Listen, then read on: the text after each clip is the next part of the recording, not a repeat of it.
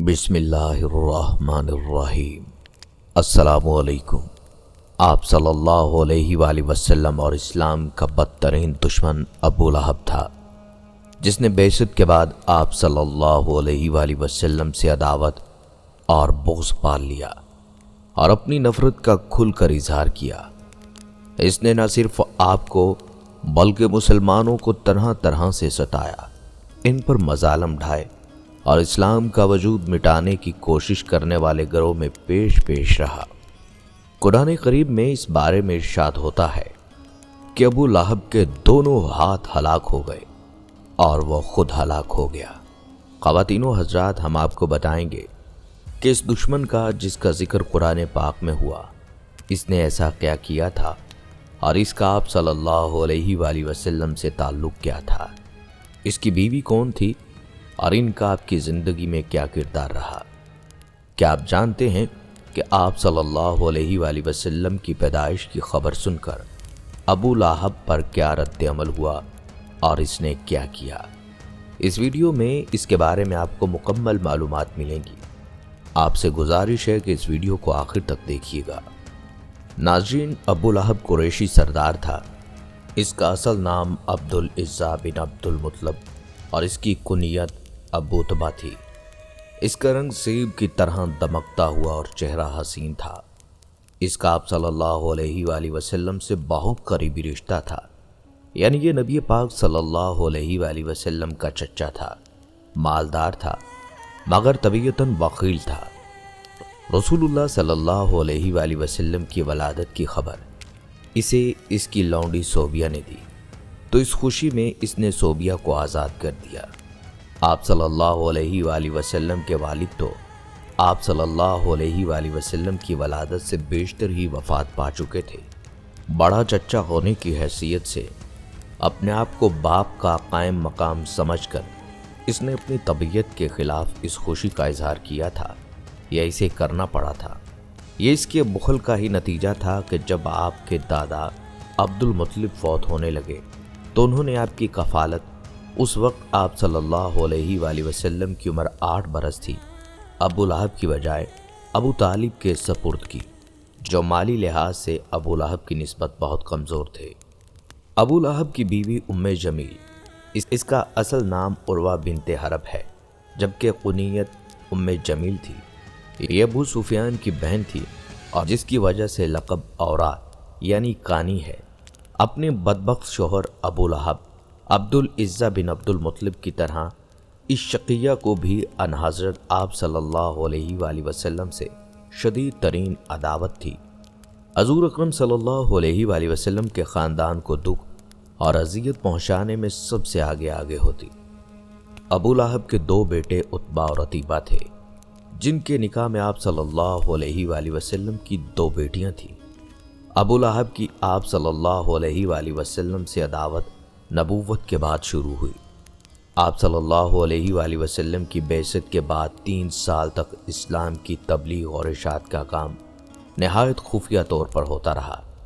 پھر جب حکم نازل ہوا، یعنی اپنے قریبی کنبہ والوں کو اللہ کے عذاب سے ڈراؤ، تو آپ صلی اللہ علیہ وآلہ وسلم نے اس حکم کی تعمیل میں بنو ہاشم اور بنو عبد المطلب کو اپنے ہاں کھانے پر بلایا۔ آپ صلی اللہ علیہ وآلہ وسلم نے ان کے سامنے لا الہ الا اللہ کی دعوت پیش کی تو ابو لہب جھٹ سے بول اٹھا، دیکھو یہ سب حضرات تمہارے چچا یا چچا زاد بھائی ہیں، نادانی چھوڑو اور یہ سمجھ لو کہ تمہارا خاندان سارے عرب کے مقابلے کی تاب نہیں رکھتا اور میں سب سے زیادہ حقدار ہوں کہ تمہیں پکڑ لوں۔ بس تمہارے لیے تمہارے باپ کا خانوادہ ہی کافی ہے، اور اگر تم اپنی بات پر اڑے رہے اور عرب کے سارے قبائل تم پر ٹوٹ پڑے تو ایسی صورت میں تم سے زیادہ اور کون شخص اپنے خاندان کے لیے شر اور تباہی کا باعث بن سکتا ہے۔ ابو لہب کی یہ تلخ اور ترش باتیں سننے کے بعد آپ صلی اللہ علیہ وآلہ وسلم نے خاموشی اختیار کر لی اور دوسرے لوگ بھی اٹھ کر اپنے اپنے گھروں کو چلے گئے۔ ناظرین، چند دن بعد آپ صلی اللہ علیہ وآلہ وسلم نے دوبارہ اپنے قرابت داروں کو مدعو کر کے اپنی دعوت ذرا کھل کر پیش کی، جس کے نتیجے میں آپ کے چھوٹے چچا ابو طالب نے کھل کر آپ صلی اللہ علیہ وآلہ وسلم کی حمایت کا اعلان کر دیا۔ ساتھ یہ بھی کہہ دیا کہ میں ذاتی طور پر عبد المطلب کا دین چھوڑنے کو تیار نہیں۔ ابو طالب کی اس حمیت کے جواب میں ابو لہب کہنے لگا، خدا کی قسم، یہ یعنی دعوت توحید برائی ہے، لہٰذا محمد صلی اللہ علیہ وآلہ وسلم کے ہاتھ دوسروں سے پہلے تم خود ہی پکڑ لو۔ اس کے جواب میں ابو طالب نے کہا، اللہ کی قسم، جب تک جان میں جان ہے ہم اس کی حفاظت کرتے رہیں گے۔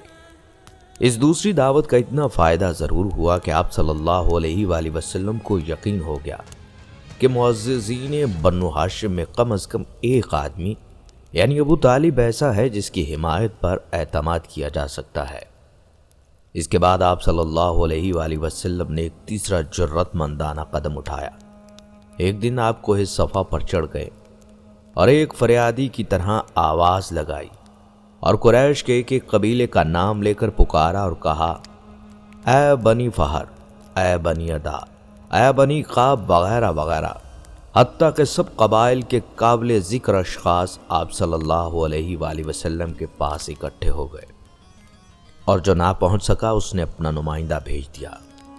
آپ صلی اللہ علیہ وآلہ وسلم ایک اونچی جگہ پر کھڑے ہو گئے اور لوگوں سے پوچھا، اگر میں تم سے یہ کہوں کہ پہاڑی کے اس پار ایک لشکر جمع ہو رہا ہے جو تم پر حملہ کرنے والا ہے تو کیا تم میری بات مانو گے؟ سب نے یک زبان ہو کر کہا، ہاں۔ اس کے لیے آپ صلی اللہ علیہ وآلہ وسلم سے متعلق ہمارا ہمیشہ سچ کا ہی تجربہ رہا ہے۔ آپ صلی اللہ علیہ وآلہ وسلم نے فرمایا، اچھا تو سن لو کہ میں تمہیں ایک سخت عذاب سے خبردار کرنے کے لیے بھیجا گیا ہوں، لہٰذا تم اپنے آپ کو جہنم سے بچاؤ، میں تمہیں اللہ سے بچانے کا کچھ اختیار نہیں رکھتا۔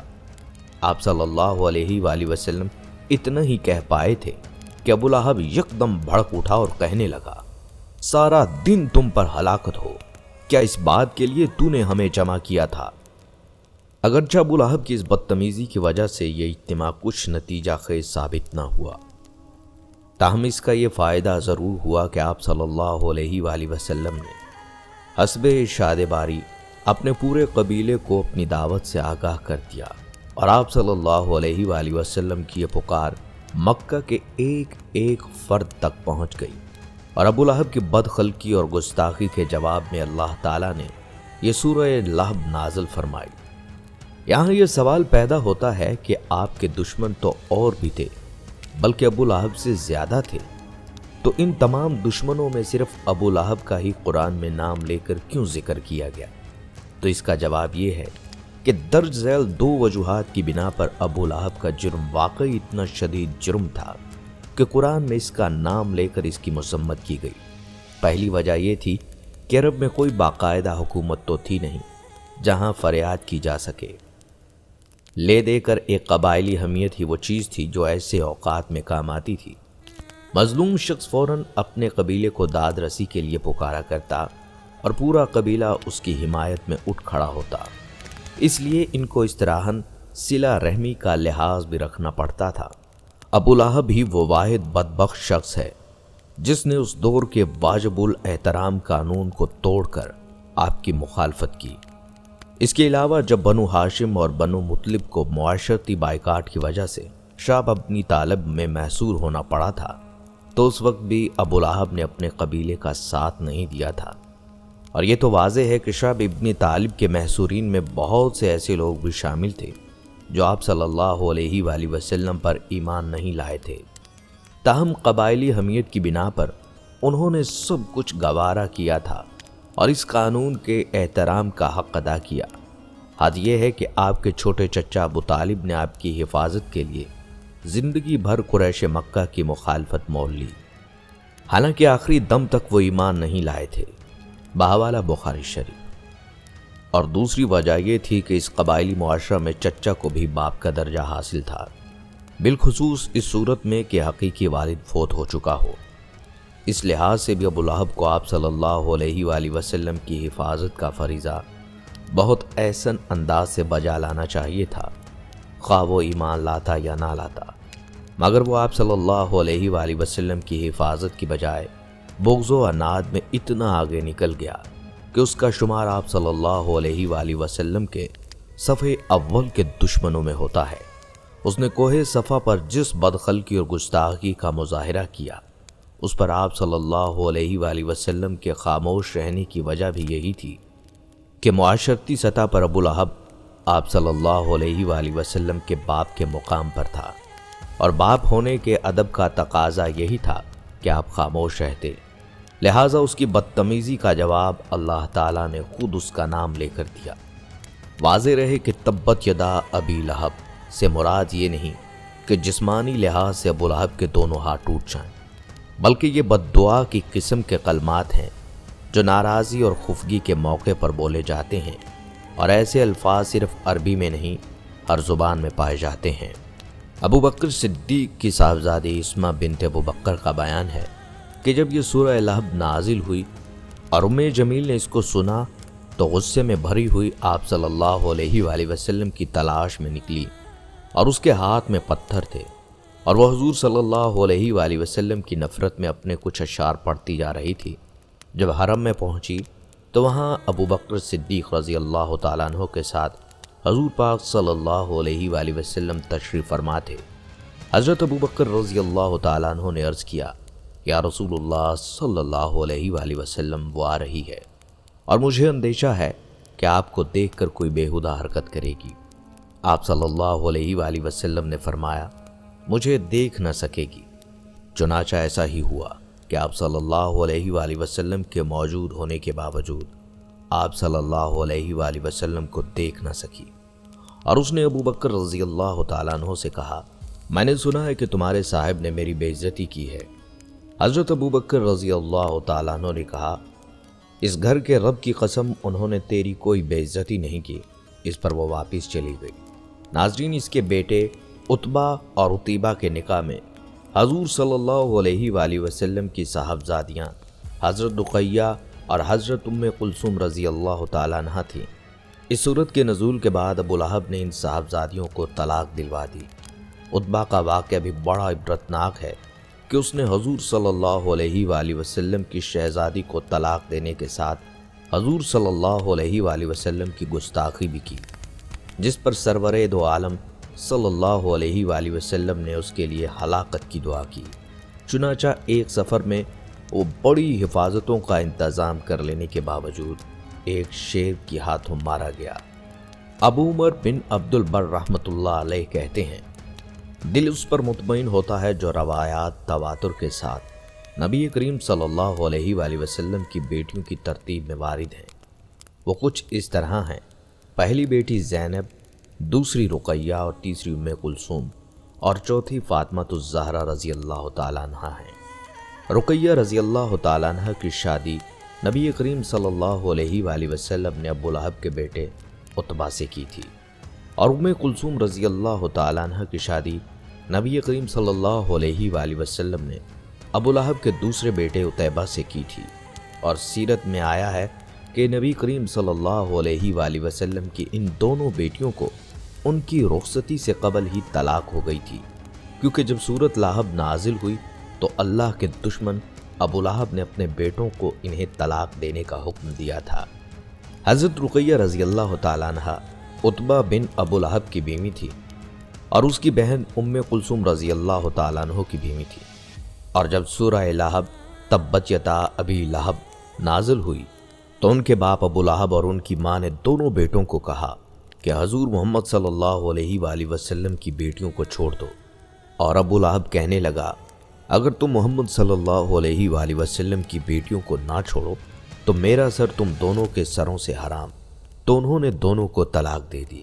پھر حضرت عثمان رضی اللہ تعالیٰ عنہ نے مکہ میں حضرت رقیہ رضی اللہ تعالیٰ عنہ سے شادی کی، اور رقیہ رضی اللہ تعالیٰ عنہ کے ساتھ حبشہ کی طرف ہجرت کی، اور وہاں ان کا بچہ بھی پیدا ہوا جس کا نام عبداللہ رکھا۔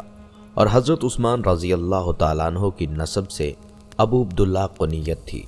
اور جب رسول کریم صلی اللہ علیہ وآلہ وسلم ہجری کے پہلے سال بدر جانے لگے تو ان کی بیٹی رقیہ بیمار تھیں، اس لیے حضرت عثمان رضی اللہ تعالیٰ عنہ رسول اللہ صلی اللہ علیہ وآلہ وسلم کے حکم سے پیچھے رہے، اور اس سال ہی حضرت رقیہ اسی بیماری کی وجہ سے وفات پا گئیں۔ پھر نبی کریم صلی اللہ علیہ وآلہ وسلم نے عثمان رضی اللہ تعالیٰ عنہ سے ام کلثوم رضی اللہ تعالیٰ عنہ کی شادی کی، اور ان کا نکاح 3 ہجری ربیع الاول کے مہینہ میں ہوا، اور ان کی رخصتی اسی سال ہوئی، اور ان سے کوئی اولاد نہ تھی۔ یہ 9 ہجری میں فوت ہوئیں، اور رسول کریم صلی اللہ علیہ وآلہ وسلم نے ان کی نماز جنازہ پڑھائی۔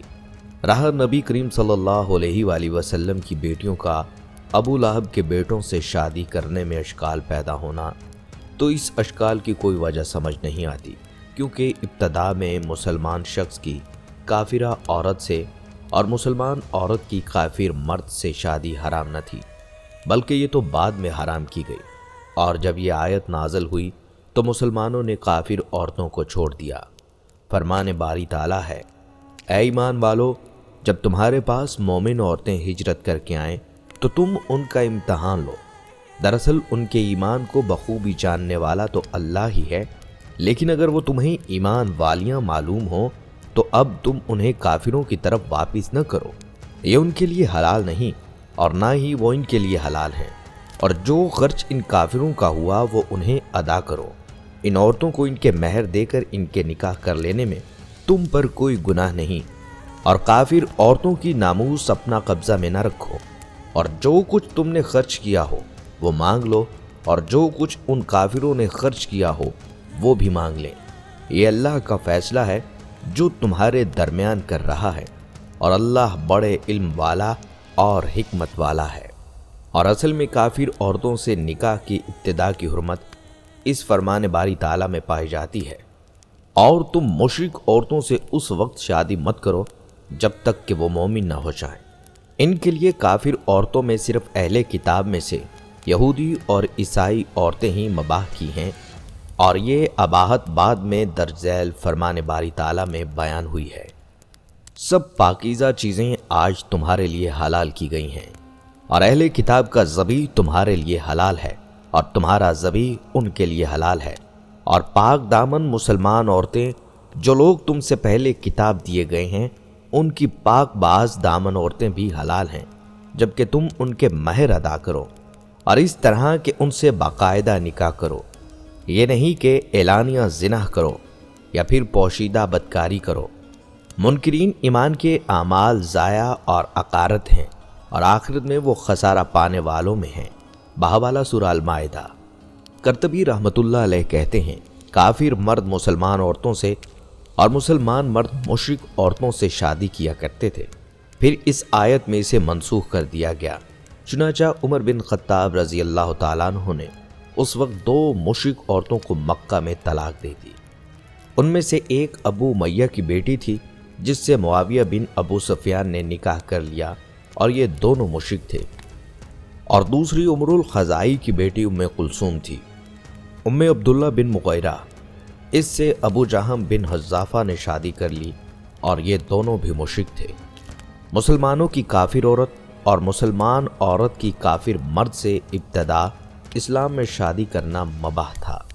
نبی کریم صلی اللہ علیہ وآلہ وسلم نے ابو لہب کے بیٹوں سے اپنی بیٹیوں کی شادی دعوت کے ابتدائی ایام میں کی تھی، جس میں ابو لہب کا غضب اور نبی کریم صلی اللہ علیہ وآلہ وسلم کی عزت تھی۔ نبی کریم صلی اللہ علیہ وآلہ وسلم کی بیٹی زینب رضی اللہ تعالیٰ عنہ ابو العاص کے ساتھ تھیں، اور ابو العاص کے کفر کی بنا پر نبی کریم صلی اللہ علیہ وآلہ وسلم نے دونوں میں علیحدگی کرا دی تھی۔ پھر جب وہ اسلام لائے تو نبی کریم صلی اللہ علیہ وآلہ وسلم نے ان کی بیوی کو واپس کر دیا۔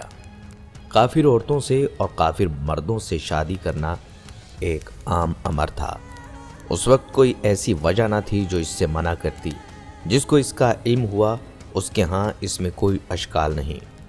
ناظرین کرام، جب ابو لہب کے بیٹے عتیبہ نے نبی کریم صلی اللہ علیہ وآلہ وسلم کی شان اقدس میں انتہا درجے کی گستاخی کرتے ہوئے غلیظ زبان استعمال کی، حتیٰ کہ یہ بدبخت آقا دو جہاں نبی پاک صلی اللہ علیہ وآلہ وسلم پر جھپٹ پڑا، اور آپ صلی اللہ علیہ وآلہ وسلم کے کرتہ مبارک کو پھاڑ ڈالا۔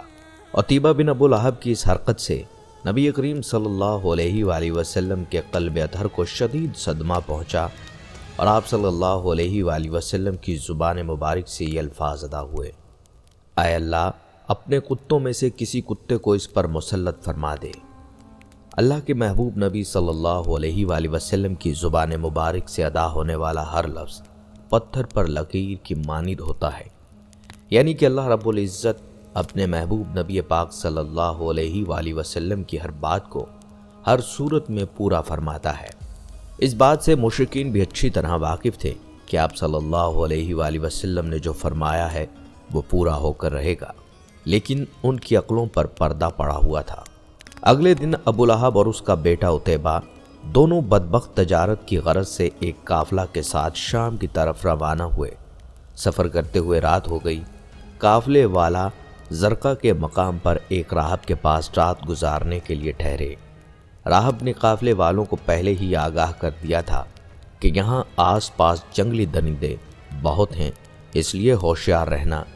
یہ سن کر ابو لہب کو نبی کریم صلی اللہ علیہ وآلہ وسلم کی وہ بات یاد آ گئی اور اس نے قافلے والوں سے کہا، اے لوگو، محمد صلی اللہ علیہ وآلہ وسلم نے میرے بیٹے عتیبہ کے لیے ہلاکت کی دعا کی ہے، اس لیے کسی درندے کے حملے کا مجھے یقین ہے۔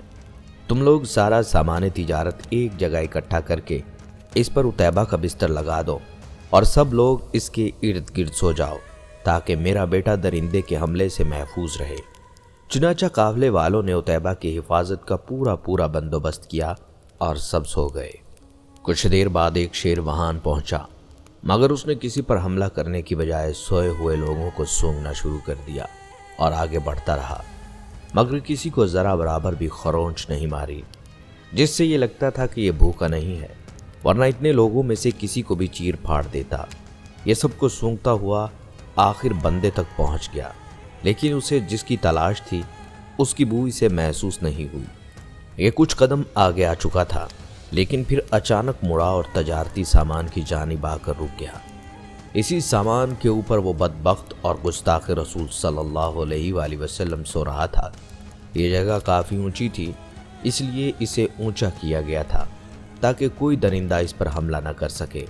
پر شیر نے تجارتی سامان پر چھلانگ لگا دی اور ابو لہب کے بیٹے عتیبہ کے بستر پر جا پہنچا۔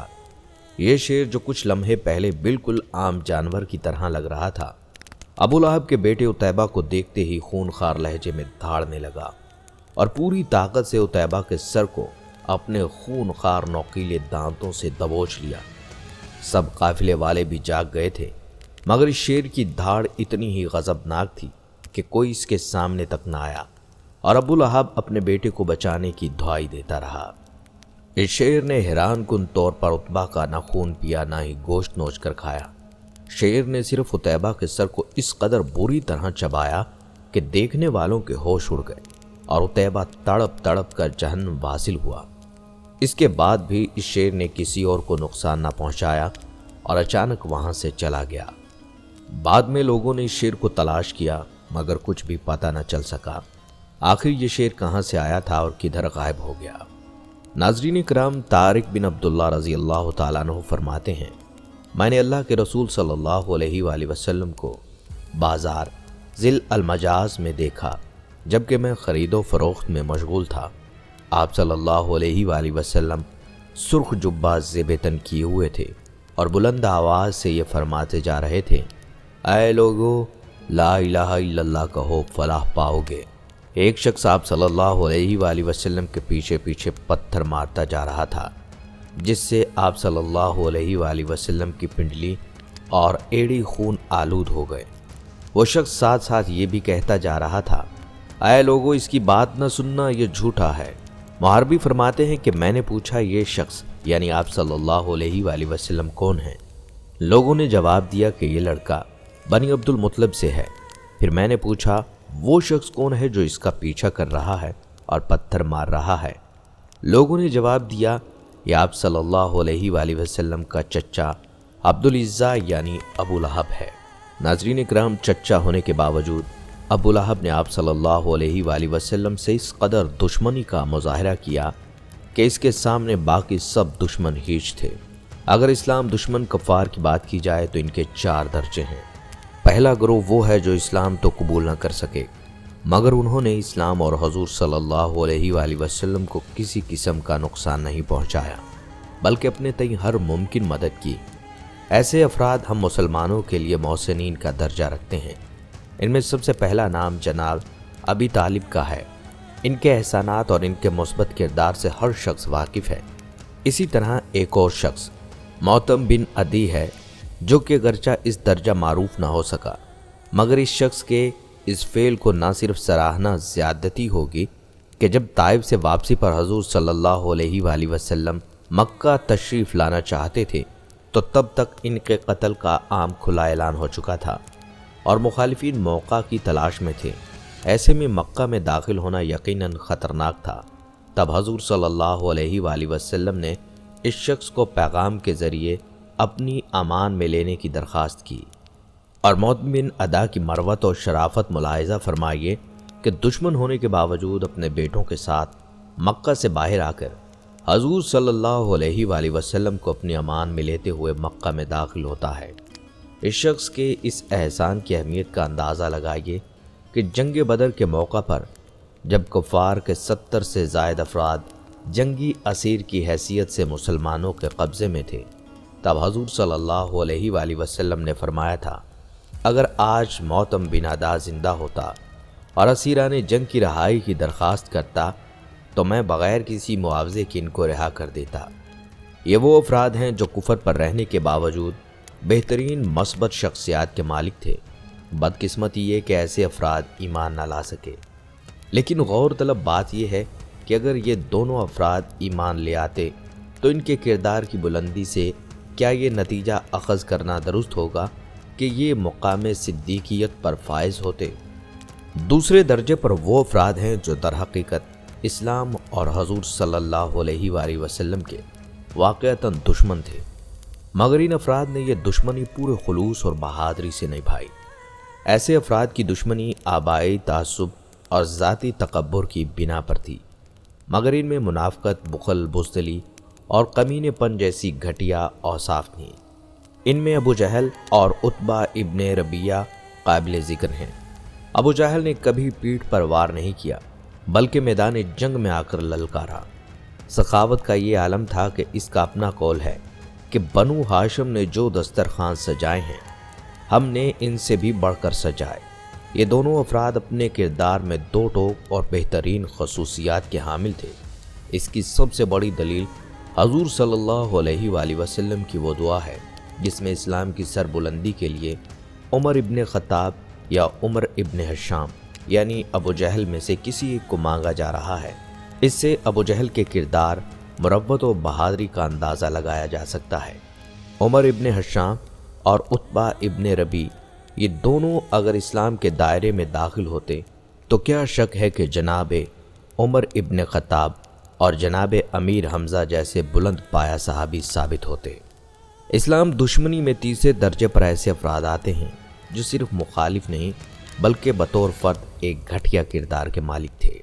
انہوں نے حق کو پہچاننے کے باوجود اس کی تصدیق میں منافقت سے کام لیا اور بزدل ہونے کی وجہ سے سامنے مقابلہ کرنے سے گھبراتے تھے، اس لیے میٹھی چھری بننے پر اکتفا کرتے ہوئے اپنے سماجی مقام کی بقا کو ترجیح دینا پسند کیا۔ قرآن میں سب سے زیادہ ذکر ایسے ہی مخالفین کا ہے۔ ان میں سر فہرست ولید ابن مغیرہ اپنی شخصیت میں ایک منافق دشمن تھا، اور اگر ایمان لے آتا تو یقیناً عبداللہ ابن ابی کا ہم رقاب ہوتا۔ آخری درجے میں وہ شخص ہے جو اپنی دشمنی، منافقت، کمینگی، ہٹ دھرمی اور بخل میں سب سے آگے ہے۔ اس شخص کو نہ قرابت کا پاس ہے، نہ ہی شرافت و ہمسائیگی کا احساس ہے۔ حضور صلی اللہ علیہ وآلہ وسلم کے صاحبزادے جناب قاسم کی وفات پر اس شخص نے باقاعدہ جشن منایا۔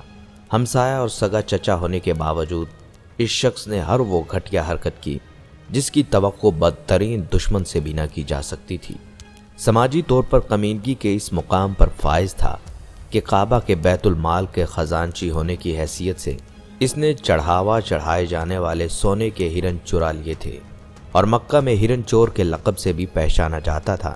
اس کی بزدلی، بخل، منافقت اور اس کے کردار کی نجاست کی صحیح تصویر کشی کے لیے باقاعدہ اس کا نام قرآن مجید میں اس کی بربادی کو موضوع بنایا گیا ہے۔ یہ کوئی اور نہیں بلکہ بنی ہاشم کا سردار حضور صلی اللہ علیہ وآلہ وسلم کا چچا اور ہمسایہ ابو لہب ہے۔ شخصی اعتبار سے یہ شخص نہ ہی اپنی روایات کا امین تھا اور نہ ہی خیر کے کسی پہلو سے شناسائی رکھتا تھا۔ ناظرین، جب قریش نے کھلی آنکھوں سے دیکھ لیا کہ ہماری تمام تر مزاحمت اور تشدد کے باوجود اسلام قبول کرنے والوں کی تعداد تیزی سے بڑھتی جا رہی ہے اور انہوں نے مسلمانوں کے قلع قمع ہونے کے لیے جو مختلف حربے اختیار کیے تھے ان کا کوئی فائدہ نہیں ہوا، اور خاص طور پر حضرت حمزہ اور حضرت عمر رضی اللہ تعالیٰ عنہ کے اسلام لانے کے بعد تو سارے حربے بیکار ہو گئے، تو انہوں نے ایک نیا مؤثر حربہ اختیار کرنے کی سوچی۔ یہ نیا حربہ سابقہ تمام ہتھ کنڈوں سے زیادہ سخت اور ظالمانہ تھا، اور یہ تھا بائیکاٹ کا حربہ۔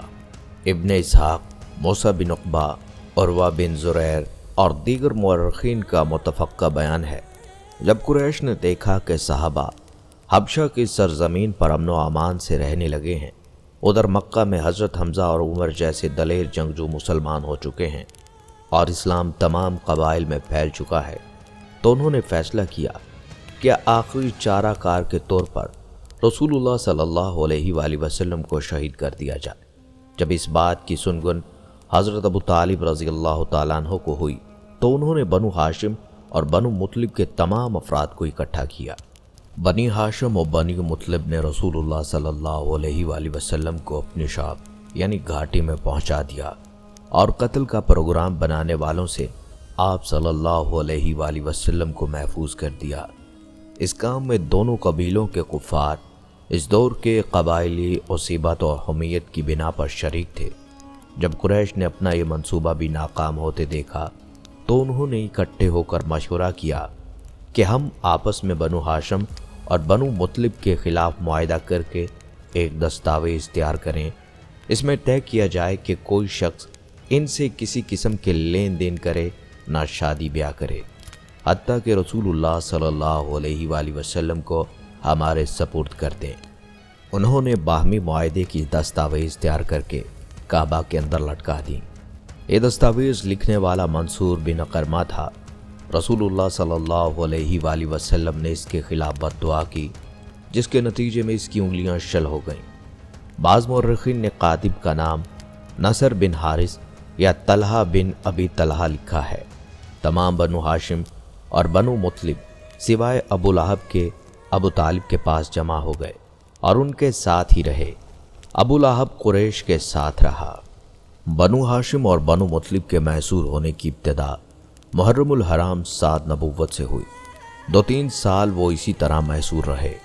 موسیٰ بن عقبہ نے یہ مدت پورے 3 سال بتلائی ہے۔ ان 3 سالوں میں وہ سخت مصیبتوں کا سامنا کرتے رہے۔ بائیکاٹ اس قدر سخت تھا کہ ان تک کھانے پینے کی کوئی بھی چیز نہ پہنچ سکتی تھی۔ قریش کو جس شخص کے بارے میں یہ پتہ چلتا کہ اس نے کوئی چیز خفیہ طور پر بھیجی ہے، وہ اسے بھی تشدد کا نشانہ بناتے تھے۔ چند جرت مند لوگوں نے اس ظلم و ستم کے خلاف آواز اٹھائی اور وہ دستاویز پھاڑنے کا نعرہ لگایا۔ ان میں مشہور ہشام بن عمرو بن حارث، زبیر بن ابی امیہ، متم بن ادا، ہشام بن حارث شامل تھے۔ ان کے بنو ہاشم اور بنو مطلب کے ساتھ رشتے ناتے تھے۔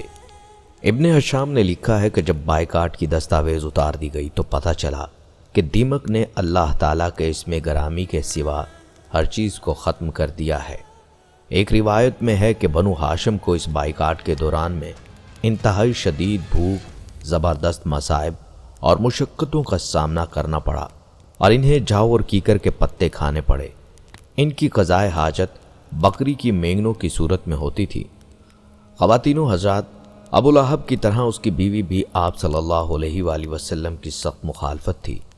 اس لیے قرآن مجید میں ارشاد ہوا کہ وہ جہنم میں اپنے خاوند کی آگ پر لکڑیاں لا لا کر ڈالے گی تاکہ مزید آگ بھڑکے۔ یہ اللہ کی طرف سے ہوگا، یعنی جس طرح یہ دنیا میں اپنے خاوند کی اس کے کفر و عناد میں مددگار تھی، آخرت میں بھی عذاب میں اس کی مددگار ہوگی۔ بعض کہتے ہیں وہ کانٹے دار جھاڑیاں ڈھونڈ ڈھونڈ کر لاتی اور نبی کریم صلی اللہ علیہ وآلہ وسلم کے راستے میں لا کر بچھا دیتی تھی، اور بعض کہتے ہیں یہ اس کی چغل خوری کی عادت کی طرف اشارہ ہے۔ چغل خوری کے لیے یہ عربی محاورہ ہے۔ یہ کفار قریش کے پاس جا کر نبی کریم صلی اللہ علیہ وآلہ وسلم کی غیبت کرتی اور انہیں آپ صلی اللہ علیہ وآلہ وسلم کی دعوت پر اکساتی تھی۔ ایک دوسری روایت میں آتا ہے کہ جس طرح ابو لہب کو رسول اللہ صلی اللہ علیہ وآلہ وسلم سے سخت نفرت اور دشمنی تھی، اس کی بیوی بھی اسی دشمنی اور رسول اللہ صلی اللہ علیہ وآلہ وسلم کی ایذا رسانی میں مدد کرتی۔ قرآن کریم کی آیت میں بتلایا ہے کہ یہ بدبخت بھی اپنے شوہر کے ساتھ جہنم کی آگ میں جائے گی۔ اس کے ساتھ اس کا ایک حال یہ بتلایا گیا ہے کہ وہ سوختہ کی لکڑیاں لادنے والی یعنی آگ لگانے والی۔ عرب کے محاورات میں چغل خوری کرنے والے کو حمال الحطب کہا جاتا تھا کہ جیسے کوئی سوختہ کی لکڑیاں جمع کر کے آگ لگانے کا سامان کرتا ہے، چغل خوری کا عمل بھی ایسا ہی ہے کہ وہ اپنی چغل خوری کے ذریعے افراد اور خاندانوں میں آگ بھڑکا دیتا ہے۔ یہ عورت رسول اللہ صلی اللہ علیہ وآلہ وسلم اور صحابہ کرام کی ایذا رسانی کے لیے چغل خوری کا کام کرتی تھی۔ اس آیت میں ابو لہب کی بیوی کو حمالۃ الحطب کہنے کی تفسیر حضرت ابن عباس مجاہد نے یہی کی ہے کہ یہ چغل خوری کرنے والی تھی، جس کی وجہ یہ بتلائی گئی ہے کہ یہ عورت جنگل سے خاردار لکڑیاں جمع کر کے لاتی اور رسول اللہ صلی اللہ علیہ وآلہ وسلم کے راستے میں بچھا دیتی تاکہ آپ صلی اللہ علیہ وآلہ وسلم کو تکلیف پہنچے۔ اس کی ذلیل حرکت کو قرآن مجید نے حمالۃ الحطب سے تعبیر فرمایا ہے، اور بعض حضرات نے فرمایا ہے کہ اس کا یہ حال جہنم میں ہوگا کہ اپنے شوہر پر جہنم کے درختوں، زقوم وغیرہ کی لکڑیاں لا کر ڈالے گی تاکہ اس پر آگ بھڑک جائے۔ جس طرح یہ دنیا میں اس کے ظلم و کفر کو بڑھاتی تھی، آخرت میں اس کے عذاب کو بھڑکائے گی۔ آپ صلی اللہ علیہ وآلہ وسلم کا ارشاد مبارک ہے، 3 قسم کے آدمی جنت میں داخل نہ ہوں گے: ناحق خون بہانے والا، چغل خوری کرنے والا، اور وہ تاجر جو سود کا کاروبار کرے۔ عطا کہتے ہیں کہ اس حدیث کا ذکر شعبی سے بطور تعجب دریافت کیا کہ حدیث میں چغل خور کو قاتل اور سود خور کے برابر بیان فرمایا ہے۔ انہوں نے کہا، ہاں، چغل خوری تو ایسی ہی چیز ہے کہ اس کی وجہ سے قتل ناحق اور غصب اموال کی نوبت آ جاتی ہے۔ ابو لہب اور اس کی بیوی وہ بدبخت لوگ تھے جو سگے رشتہ دار ہو کر دشمنوں میں سب سے گئے گزرے تھے، جنہیں نہ رشتہ داری نہ ہی قرابت داری کا پاس تھا۔ ان کے اندر رحم اور انسانیت جیسے جذبات ناپید تھے۔ آپ صلی اللہ علیہ وآلہ وسلم کے علاوہ انہوں نے عام مسلمانوں کو بھی بے حد تکالیف پہنچائیں۔ جب سورہ لہب نازل ہوئی اس وقت ابو لہب اور اس کی بیوی دونوں زندہ تھے، اور اللہ تعالیٰ نے ان کے بارے میں خبر دی کہ وہ ضرور جہنم میں عذاب دیے جائیں گے، یعنی وہ اسلام نہیں لائیں گے اور ان کی موت کفر پر ہوگی۔ چنانچہ ایسا ہی ہوا، دونوں حالت کفر میں ہلاک ہو گئے۔ یہ بات اللہ کی نشانیوں میں سے ایک بڑی نشانی ہے۔ ابو لہب جنگ بدر میں شریک نہیں ہو سکا۔ جب کفار قریش شکست کھا کر مکہ واپس آئے تو ان لوگوں کی زبانی جنگ بدر کے حالات سن کر ابو لہب کو انتہائی رنج و ملال ہوا۔ اس کے بعد ہی وہ بڑی چیچک کی بیماری میں مبتلا ہو گیا، جس سے اس کا تمام بدن سڑ گیا اور وہ 8ویں دن مر گیا۔ عرب کے لوگ چیچک سے بہت ڈرتے تھے اور اس بیماری میں مرنے والے کو منحوس سمجھا جاتا تھا، اس لیے اس کے بیٹوں نے بھی 3 دن تک اس کی لاش کو ہاتھ نہیں لگایا، مگر اس خیال سے کہ لوگ تانا ماریں گے۔ ایک گڑھا کھود کر لکڑیوں سے دھکیلتے ہوئے اس گڑھے میں لاش کو گرا کر اوپر سے مٹی ڈال دی۔ بعض مورخین نے تحریر فرمایا ہے کہ دور سے لوگوں نے اس گڑھے میں اس قدر پتھر پھینکے کہ ان پتھروں سے اس کی لاش چھپ گئی۔ رسول کریم صلی اللہ علیہ وآلہ وسلم کو تکلیف پہنچانے کے لیے مشرکین آپ کا مذاق اڑاتے تھے۔ ان کا اصل مقصد آپ صلی اللہ علیہ وآلہ وسلم کی شخصیت کو توڑنا، انہیں گوشہ نشینی پر مجبور کرنا، نیز عوام الناس کے سامنے آپ کو ذلیل و رسوا کرنا تھا، تاکہ نہ آپ معاشرے میں ابھر سکیں اور نہ عوام الناس آپ کی جانب توجہ کرے۔ رسول اللہ صلی اللہ علیہ وآلہ وسلم جو کہ صاحب عزت اور سچے انسان تھے، پر اس سلوک کا ذہنی اثر کم نہیں ہو سکتا۔ اس کے باوجود آپ نے صداقت و نجاحت کی بنیاد پر اس تمسخر آمیز رویے کا مقابلہ کیا۔ بہر صورت اعلانیہ دعوت کے آغاز پر ابو لہب اور اس کی بیوی ام جمیل نے پوری طاقت کے ساتھ رسول خدا صلی اللہ علیہ وآلہ وسلم کے خلاف پروپیگنڈا شروع کر دیا، یہاں تک کہ دشمنوں کی ریل پیل میں اللہ تعالیٰ نے قرآن میں صرف اس کا اور اس کی بیوی کا ہی ذکر کیا ہے۔ جب اللہ کے رسول لوگوں کی توحید کی دعوت دیا کرتے تھے तो वो उनके पीछे चलता रहता और आप सल्लल्लाहु अलैहि वसल्लम को पत्थर मारता और लोगों से कहता, इसकी बात ना मानो, वो साहिबी हो गया है, वो झूठा है। नाजरीन, ये वो लोग थे जिनके पास जब ज़िंदगी सुख सेहत था, माल और दौलत की फरावानी और दुनियावी आसाइशें मुहैया थीं, तब भी ना उन्होंने अपने रब को पहचाना, ना पैगंबर इस्लाम की कदर की, बल्कि शैतान के कारिंदे बनकर उन्होंने आप सल्लल्लाहु अलैहि वसल्लम को तकलीफ़ दी और मुसलमानों को भी सताया। फिर ना उनका सिर्फ दुनिया में अंजाम इबरतनाक हुआ, बल्कि आखिरत के लिए भी दर्दनाक अज़ाब की वईद सुना दी गई है। नाज़रीन इकराम, ये थी हमारी आज की वीडियो। उम्मीद है कि आपको हमारी आज की वीडियो ज़रूर पसंद आई होगी। अगर वीडियो पसंद आई है तो इसको लाइक करें और अपने प्यारों और दोस्तों के साथ ज़रूर शेयर करें। कमेंट्स में आप हमें बताएं कि आप किन मौज़ूआत पर वीडियोस देखना चाहते हैं। इसके साथ साथ आप कमेंट्स में हमसे सवालात भी पूछ सकते हैं, लेकिन ये सब करने से पहले आप हमारे चैनल को सब्सक्राइब कर लें, बेल के बटन को भी प्रेस कर दें, ताकि आप हमारी आने वाली मज़ीद मालूमाती वीडियोस का नोटिफिकेशन बर वक्त वसूल कर सकें।